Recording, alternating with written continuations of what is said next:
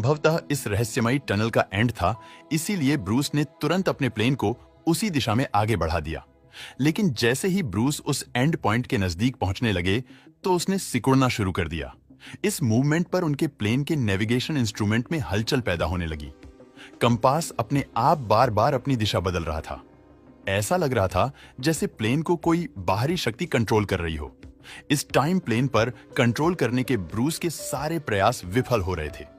लेकिन हैरानी की बात यह थी कि प्लेन अभी भी कंटिन्यू उस टनल के एंड पॉइंट की तरफ बढ़े जा रहा था। फिर अचानक एक झटके के साथ इस क्लाउड से बाहर निकल गया।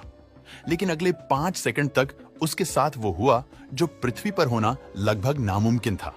इस रहस्यमयी क्लाउड से निकलने के अगले 5 सेकंड तक ब्रूस खुद को वेटलेस फील कर रहे थे, बिल्कुल वैसे ही जैसे कोई अंतरिक्ष यात्री फील करता है जब वह पृथ्वी के ग्रेविटेशनल फोर्स से बाहर चला जाता है।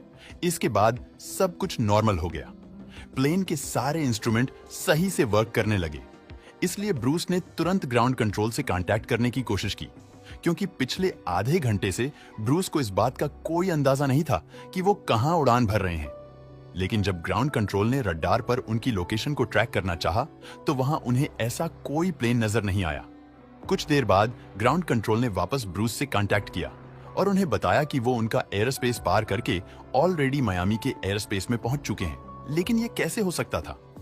क्योंकि ब्रूस को अपनी इस यात्रा में करीब 400 किलोमीटर का रास्ता तय करना था, जो कम से कम 90 मिनट का समय लेती। लेकिन उन्हें तो उड़ान भरे हुए अभी सिर्फ 45 मिनट ही हुए थे। इसलिए एक बार को ब्रूस को भी लगा कि शायद ग्राउंड कंट्रोल की टीम से कुछ मिस्टेक हो रही है।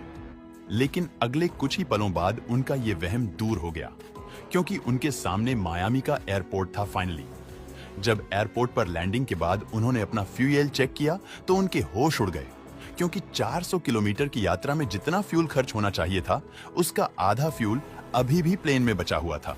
यानी ये प्लेन असल में केवल 200 किलोमीटर के आसपास ही चला था। लेकिन अगर ये बात सच थी, तो ब्रूस आइलैंड से मायामी एयरपोर्ट तक कैसे पहुंचे?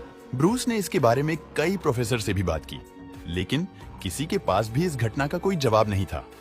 आज तक इस एरिया में ना जाने कितने शिप्स और प्लेन गायब हुए हैं, लेकिन केवल कुछ एक को छोड़कर आज तक ना तो किसी प्लेन का मलबा मिला है और ना ही किसी की डेड बॉडी।